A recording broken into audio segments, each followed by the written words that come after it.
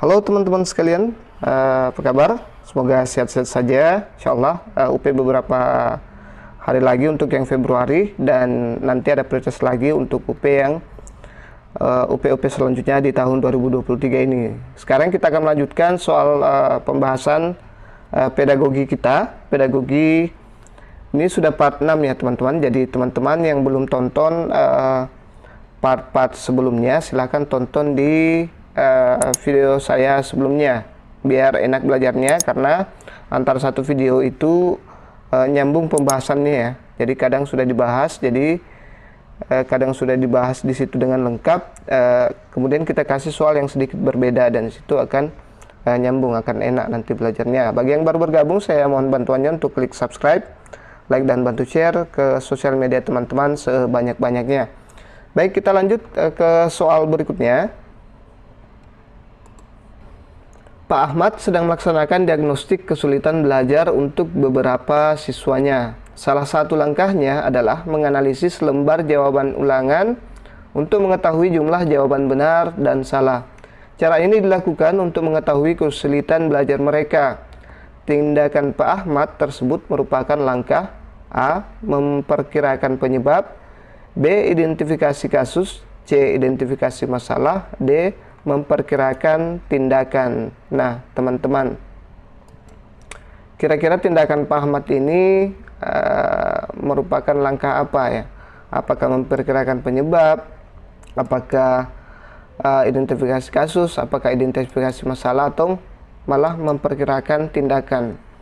Dia mendiagnostik ya kesulitan belajar untuk beberapa siswa tentang jawaban benar dan salah. Itu yang dianalisis, jawaban benar salahnya. Nah, kira-kira jawabannya yang mana?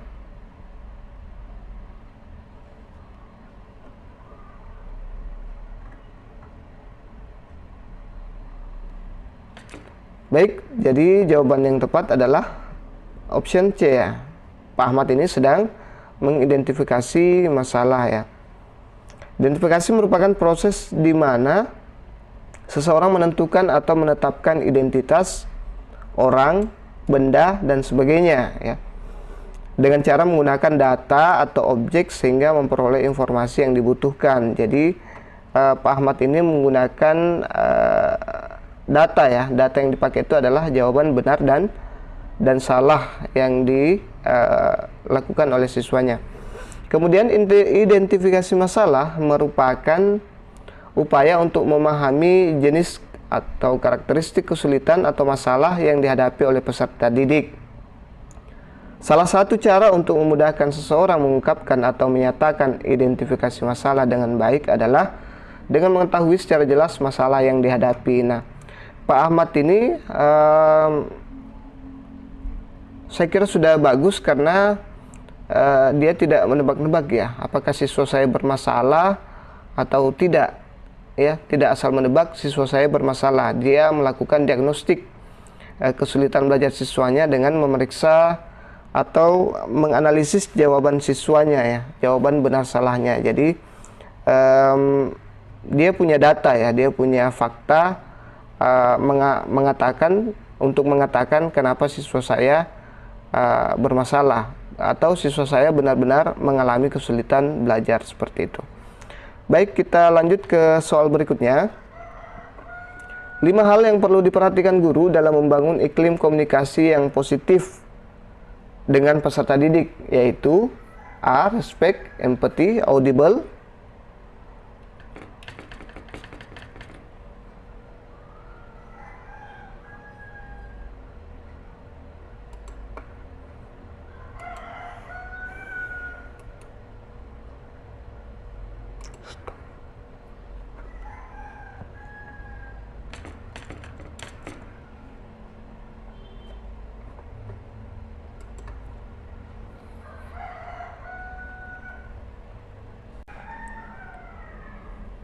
Lima hal yang perlu diperhatikan guru dalam membangun iklim komunikasi yang positif dengan peserta didik, yaitu A. Respect, empathy, audible, clarity, dan preparedness. B. Respect, sympathy, audible, clarity, dan humble. C. Respect, empathy, audible, seriousness. dan preparedness. D. Respect, empathy, audible, clarity, dan humble. Nah, kira-kira yang mana nih yang termasuk 5 hal yang perlu diperhatikan guru dalam membangun iklim komunikasi yang positif dengan peserta didik? Jadi komunikasi itu juga sangat penting dalam proses pembelajaran. Bagi yang belum tonton video sebelumnya, tonton ya. Oke, kita lihat pembahasannya. Jadi jawaban yang tepat adalah respect, empathy, audible, clarity, dan humble ya. Biasa disingkat dengan REACH. Jadi teman-teman tinggal ingat-ingat ini saja ya. 5 hal ini, ada respect, ada empathy, ada audible, ada clarity, dan ada humble ya. 5 prinsip terpenting komunikasi efektif dengan hukum REACH. Nah, ini biasa disebut dengan REACH, yang dikutip dari buku Dasar-Dasar Komunikasi Pendidikan Ngainun Naim Arus Media. Dalam hal ini, REACH adalah kepanjangan dari respect, empathy, audible, clarity, dan humble. Kita lihat penjelasannya satu persatu. Respect, hukum pertama yang terpenting dalam komunikasi efektif adalah sikap menghargai. Nah, setiap individu yang jadi tujuan pesan kita sampaikan, yang kita sampaikan. Mengapa ini penting? Karena pada prinsipnya manusia ingin dihargai dan dianggap penting. Itu kebutuhan dasar manusia ya. Yang kedua, ada empathy, merupakan kemampuan kita untuk menempatkan diri pada situasi atau kondisi orang lain ya. Apa yang jadi syarat utama untuk memiliki sikap empati ialah kemampuan kita untuk mendengarkan atau memahami terlebih dahulu sebelum kita meminta untuk didengarkan atau dipahami oleh orang lain orang lain ya. Nah, itu dia empati. Empati itu artinya kesimpulannya bisa merasakan apa yang orang lain rasakan.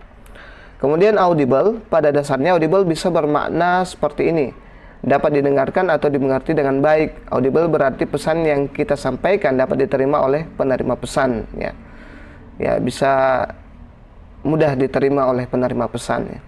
Seperti video sebelumnya bahwa harus memiliki makna yang sama ya. Clarity, hukum keempat yang terkait dengan itu adalah kejelasan dari pesan itu sendiri sehingga tidak menimbulkan berbagai penafsiran yang berbeda. Nah, dia juga harus jelas ya. Pesan itu harus jelas, jangan multitafsir pesannya. Kemudian humble, hukum kelima dalam membangun komunikasi efektif adalah sikap humble atau rendah hati. Sikap ini ada kaitan dengan hukum pertama, yaitu membangun rasa menghargai orang lain. Nah, ini respect ada hubungannya dengan humble. Jadi kita harus menunjukkan sikap rendah hati ya dalam berkomunikasi, maka komunikasi itu bakal positif dan efektif, teman-teman. Oke, kita lanjut ke soal berikutnya. Daya pembeda pada suatu soal adalah A. Jumlah siswa yang menjawab salah dan jumlah siswa yang bisa menjawab benar proporsinya sama. B. Kemampuan suatu butir soal yang tidak dapat membedakan antara siswa yang telah menguasai materi dan siswa yang kurang menguasai materi. C. Kemampuan suatu butir soal dapat membedakan antara siswa yang telah menguasai dan siswa yang kurang menguasai materi yang ditanyakan. D. Jumlah siswa yang menjawab benar lebih banyak daripada jumlah siswa yang menjawab salah. Nah, ini daya pembeda ya. Daya pembeda pada suatu soal. Bagi yang kuliahnya memang pendidikan pasti pernah membahas ini pada saat mereka kuliah dulu di kampus. Nah, kita lihat jawaban yang tepat. Jadi jawaban yang tepat adalah option C. Kemampuan suatu butir soal dapat membedakan antara siswa yang telah menguasai dan siswa yang kurang menguasai materi yang ditanyakan. Itulah daya pembeda pada suatu soal. Kalau option A, jumlah siswa yang menjawab salah dan jumlah siswa yang bisa menjawab benar proporsinya sama, berarti tidak ada daya pembeda di soal. Kemampuan soal butir soal yang tidak dapat membedakan antara siswa yang telah menguasai materi, ini juga tidak ada daya pembeda, berarti soalnya kurang bagus ya, karena tidak ada daya pembeda. Kemudian D, jumlah siswa yang menjawab benar lebih banyak daripada jumlah siswa yang menjawab salah. Ini juga kurang tepat ya. Jadi yang benar adalah option C. Benar-benar bisa dibedakan antara siswa yang bisa menguasai dengan yang tidak menguasai materi, bukan malah mempermudah soalnya seperti yang ini agar lebih banyak siswa yang bisa menjawab ya. Oke, kita lihat pembahasannya. Daya pembeda suatu soal. Daya pembeda soal adalah kemampuan suatu butir soal dapat membedakan antara warga belajar atau siswa yang telah menguasai materi yang ditanyakan dan warga belajar atau siswa yang tidak atau kurang belum menguasai materi yang ditanyakan. Manfaat daya pembeda butir soal adalah seperti berikut ini. 1. Untuk meningkatkan mutu setiap butir soal melalui data empiriknya. Berdasarkan indeks daya pembeda, setiap butir soal dapat diketahui apakah butir soal itu baik direvisi atau ditolak. Yang kedua, untuk mengetahui seberapa jauh setiap butir soal dapat mendeteksi atau membedakan kemampuan siswa yang telah memahami atau belum memahami materi yang diajarkan guru. Apabila suatu butir soal tidak dapat membedakan kedua kemampuan siswa itu, maka butir soal itu dapat dicurigai kemungkinannya seperti berikut ini ya. Jadi bisa dicurigai ya. Yang pertama, kunci jawaban butir soal itu tidak tepat ya. Yang kedua, butir soal itu memiliki 2 atau lebih kunci jawaban yang benar. Nah, seperti yang saya bilang, ada pengecoh dan ada jawaban yang benar. Kompetensi yang diukur tidak jelas ya. Tidak jelas kompetensi apa yang diukur. Kemudian pengecoh tidak berfungsi.